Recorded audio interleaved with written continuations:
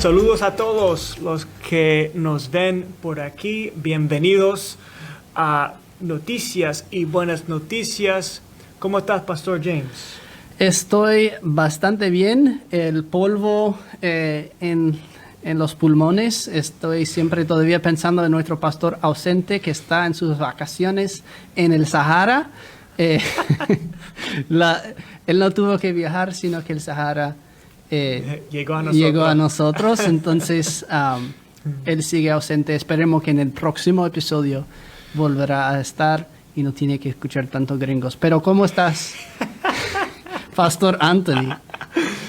Bueno, estamos bien, aunque en la casa estamos bregando con una nevera que está dañada y cada rato deja de funcionar y la comida se echa a perder y estamos botando todo lo que compramos de Sam's en un día. Oh.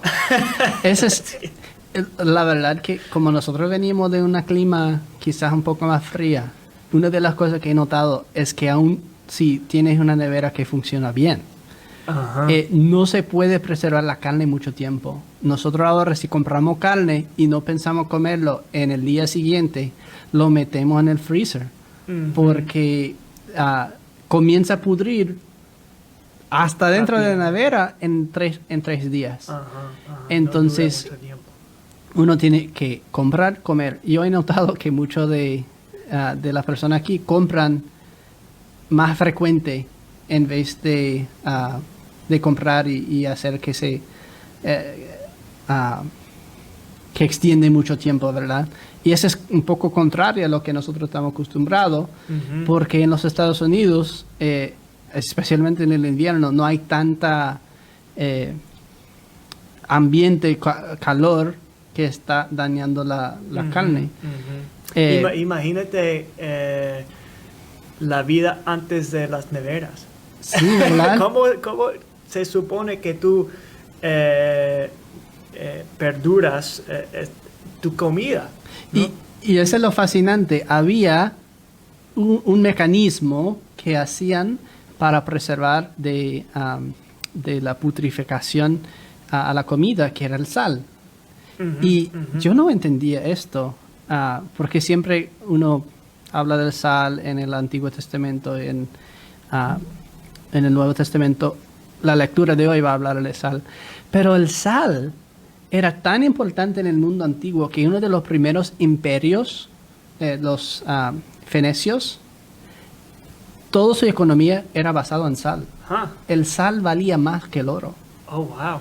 Porque el sal tenía esa función tan importante de preservar la comida. Entonces uno podría tener un pueblito de pescar y llevar los peces a vender en otro pueblo por el sal. Si no, lo que captas es lo que tienes que comer o lo pierdes. Entonces el sal era tan importante económicamente por su función de preservar de la corrupción. Y hoy en día pensamos del sal como un sazón, no como un agente preservador. Pero en los tiempos de la Biblia, quizás la imagen central del sal era su función en preservar la comida, la carne. Y hasta había creencias de que, y obviamente no cristiano, pero creencias de que había un poder espiritual al sal que hacía huir los demonios, porque lo que causó la putrificación de la comida era que los demonios, los espíritus están comiéndolo. Entonces si lo cubres en sal, los demonios tienen que alejarse. Entonces el concepto del sal como agente preservador era muy importante. Hoy en día tenemos nevera, pero tu nevera no funciona. Espero que tu nevera está funcionando. Y si no, aprovecha de este breve descanso para ir a chequear si todavía ¿cómo está la carne? tiene la carne preservada ahí. Y si tiene problema, ya se sabe, sal puede ser lo que está buscando. Volveremos en breve.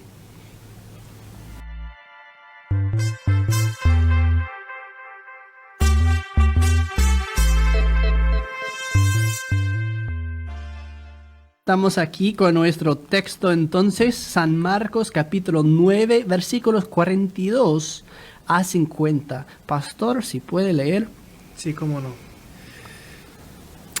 Dice, a cualquiera que haga tropezar a uno de estos pequeñitos que creen en mí, más le valdría que le colgaran al cuello una piedra de molino y que lo arrojaran al mar. Si tu mano te lleva a pecar, córtatela.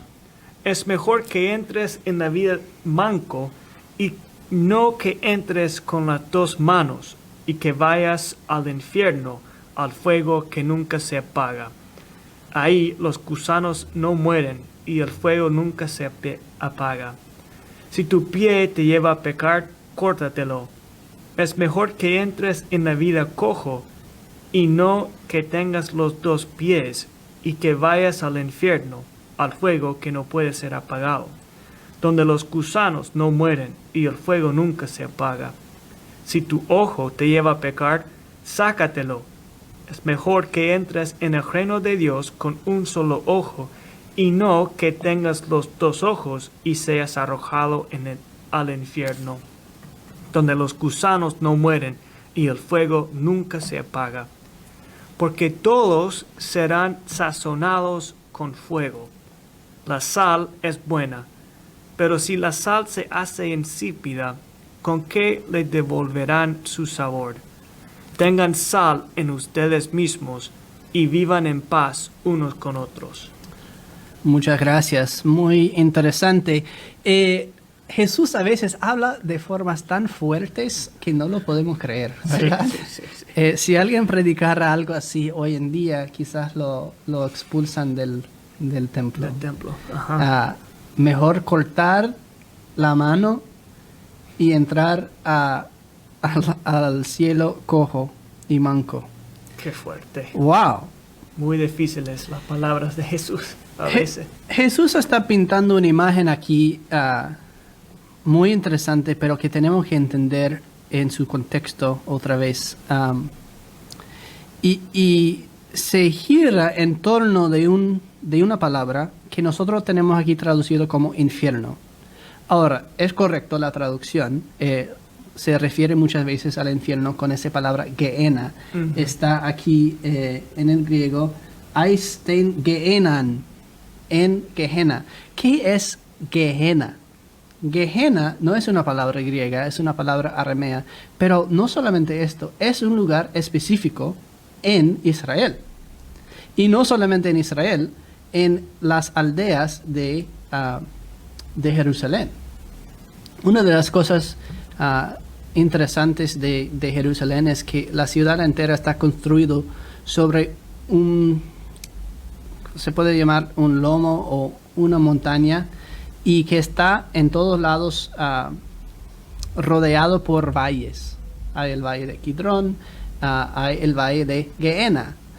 Y Gehenna era el valle al pie de la montaña de Jerusalén.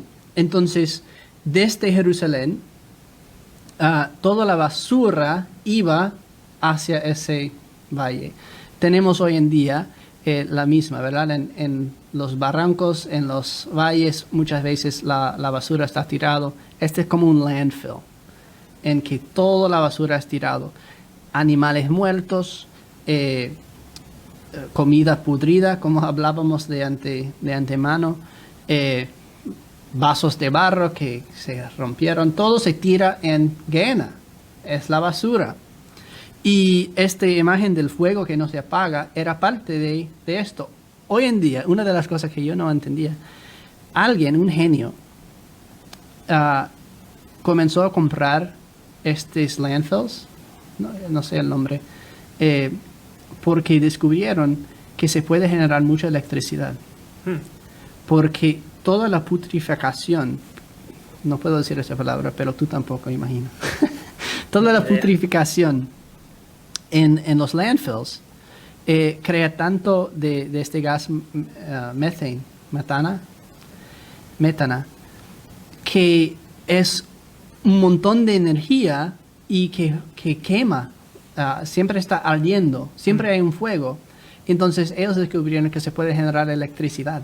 Entonces tienen plantas y vale más como generador de electricidad que como landfill. Y genera un montón de electricidad. Jesús está hablando de ese lugar donde siempre está ardiendo, porque el peso, la presión y la putrificación hace caliente la pila de basura ahí. Entonces, tenemos que tener en mente una valle al pie del monte Jerusalén que huele mal y que está siempre ardiendo y está lleno de gusanos. Ahora, que sea en Jerusalén es aún más interesante, porque en Jerusalén, tenemos que recordar, es la santa ciudad en el concepto popular, y mientras más alto subes a la montaña de Jerusalén, más cerca llegas a el templo. Entonces tenemos que entender, en Jerusalén tenemos una escalera, y literalmente una escalera que va desde la puerta principal hasta el templo. Y mientras que vayas subiendo esa escalera, estás acercando más y más a la santidad, porque estás acercando el templo. Adentro del templo hay hasta más corte exterior, vas entrando más y más a los lugares santos. Entonces hay una imagen de que arriba está la ciudad santa y el templo, y abajo está Gehenna. Y hay un camino de escaleras en que vas acercando a la santidad o acercando Abajo. la basura. A la basura. Y literalmente, una de las cosas que me fascina, al lado de esa escalera había como un deslizador, y echabas la basura y iba hacia abajo. La imagen de Jesús aquí es totalmente en Gehenna, donde se tira la comida pudrida, animales, etc. Y Jesús está diciendo, obviamente, que ese es un lugar terrible y que más vale estar arriba sin la mano que abajo perdiendo todo. Pero ¿cómo podemos entender esta imagen? Es como si tenemos queso, un queso costoso, quizá uno de esos quesos de cabra de España, y comienza a pudrir. ¿Qué hacemos? Cortamos la parte pudrida y lo tiramos porque vale demasiado el queso para tirar todo. Si lo hacemos demasiado tarde, perdemos el queso entero, ¿verdad? Jesús está diciendo lo mismo de nuestro cuerpo. Si una parte de su cuerpo comienza a pudrir, Córtatelo. es mejor cortarlo antes de perder todo. Ahora la pregunta es, ¿hasta cuándo, si seguimos literalmente las instrucciones de Jesús, hasta cuándo debemos cortar?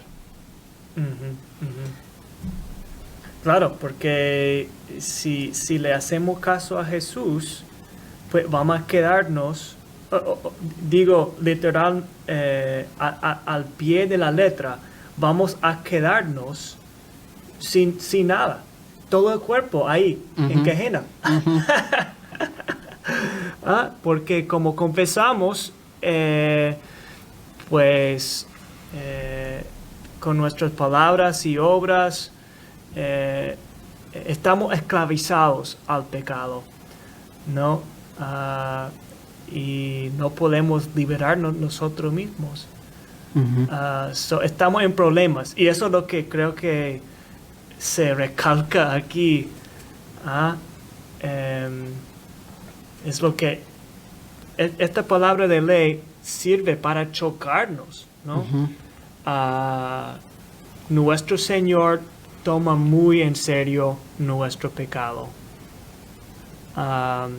y por más que queramos ignorarlo o tomarlo de manera liviana, ¿no? Y hablar, en vez de pecado, hablar de meter la pata o cometer errores, nuestro pecado ofende a nuestro Dios, porque nuestro pecado siempre destruye su creación.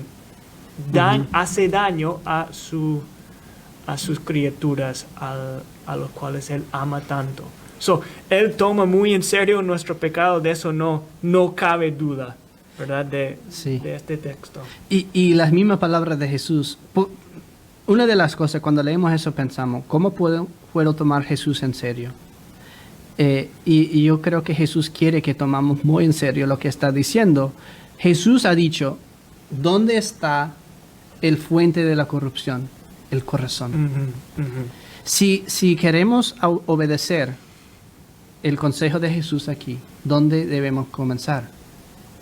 Con lo que se acaba con todo. Quitar el corazón y ya se termina, ¿verdad? No hay como, si yo corto la mano derecha con que estoy pecando, ¿qué va a pasar? La mano izquierda lo va a hacer el mismo pecado. Entonces voy a estar cortando. Y pienso que Jesús quiere que hacemos este cálculo. Que pensamos, ok, sí, quito el ojo. Este me va a protegerle la corrupción. Claro, realmente ayuda. Al fin de cuentas, en el día postrero. Ya no hay cómo. Va a ser suficiente. Y llega, después de esta imagen de putrificación, llega a la sal. Él dice, porque todos serán sazonados con fuego, la sal es buena, pero si la sal se hace insípida, ¿con qué le devolverán su sabor? Tengan sal en ustedes mismos y vivan en paz unos con otros. Ahora volvemos al concepto, el sal es para preservar las cosas, ¿verdad? El sal era requerido en Levítico, por ejemplo, para ofrecer un sacrificio. Tú no puedes ofrecer carne y llevarlo al santuario sin que sea salado. ¿Por qué? Porque las cosas putrificadas no pueden entrar al santuario. Tiene que ser puro, tiene que ser preservado. ¿Quién es para nosotros el sal entonces? ¿Qué es lo que nos preserva? Si nosotros estamos pudridos por el cuerpo entero, por el pecado, ¿qué es el sacrificio salado que nos preserva del pecado? Que nos hace posible vivir en paz. Es la misma respuesta que las últimas historias. Es el sacrificio de Jesús. Otra vez volvemos al sacrificio de Jesús en la cruz. Recuerdan, Jesús comenzó ese discurso con la cruz y ahora estas 3 historias. ¿Quién es el mayor? Jesús en la cruz es el mayor y aquel que está aferrado a Jesús en la cruz también es el mayor. ¿Quién está a favor de Jesús? El que está en el nombre de Jesús crucificado es aquel que es preservado. Ahora, ¿estás pudrido? ¿Cómo puedes preservarte del pecado y entrar al cielo? Pues puede ir cortando, pero vas a llegar a la nada. Solo la sal. ¿Quién es la sal? ¿Quién es aquel que te preserva del pecado? Es el sacrificio puro ofrecido en la cruz que te preserva del pecado. Entonces la única manera de ser preservado del infierno es estar salado con Jesús. Es dejar que Jesús trabaje en todo el cuerpo. Vivir en Jesús. Y cuando veamos esa conexión entre el sacrificio y la santidad, Gehenna, Jesús habla de los 2 caminos, ¿verdad? El camino hacia la vida y el camino hacia la muerte. La misma que esa escalera en Jerusalén. Uno es fácil, porque es fácil ser tirado en la basura y bajar. Y el otro es difícil, porque uno tiene que subir todas las escaleras. Pero lo difícil en las manos de Jesús, en el sacrificio de Jesús, cambia todo. Jesús no es tirado al infierno, Jesús es llevado al santuario, al lugar santísimo. Y nosotros, si estamos en Él, somos también preservados, como el arca de Noé. Claro, aquí se puede apreciar, igual como vemos en Hebreos, que el sacrificio de Jesús es superior a cualquier otro sacrificio. Que todos los sacrificios en el sistema sacrificial del Antiguo Testamento, pues predicaban a Cristo y su sacrificio completo y perfecto que Él hace en la cruz por nosotros. Y quizás puedes agregar algo a esto, pero sabemos por tu visita a Jerusalén, pero sabemos que de Segundo de Crónicas, que ahí en Gehenna también se hacían sacrificios humanos. De Molec, ajá. Sí.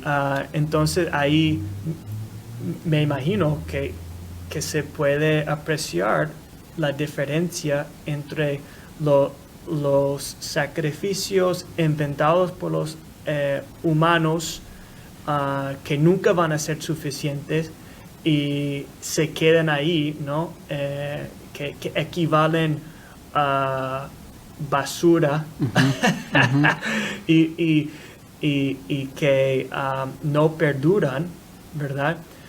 Comparado con el sacrificio de Jesús, al cual nosotros nos unimos por medio del bautismo, por medio de la fe, ¿no? Y su sacrificio, pues, cuenta para nosotros, ¿no? Y su sacrificio llega a ser nuestro sacrificio y su sacrificio es completo. So, cortar una mano y sacrificarla, pues nunca iba a ser suficiente. Lo que el ser humano realmente necesitaba era un sacrificio completo. Del cuerpo entero. El cuerpo entero de Jesús, el cuerpo entero de Dios mismo, ¿no? Quien... dale. No, y fija esto. Se me fue el salmo, pero uno de los salmos mesiánicos dice: no vas a dejar a su santo ver la corrupción. Y una de las referencias que hacían los discípulos de Jesús a este salmo era que Jesús, cuando estaba en la tumba, aunque muerto, no putrificaba. Yeah, right, exactamente. El sacrificio de Jesús en la cruz, sufriendo el fuego de el sacrificio, ¿verdad?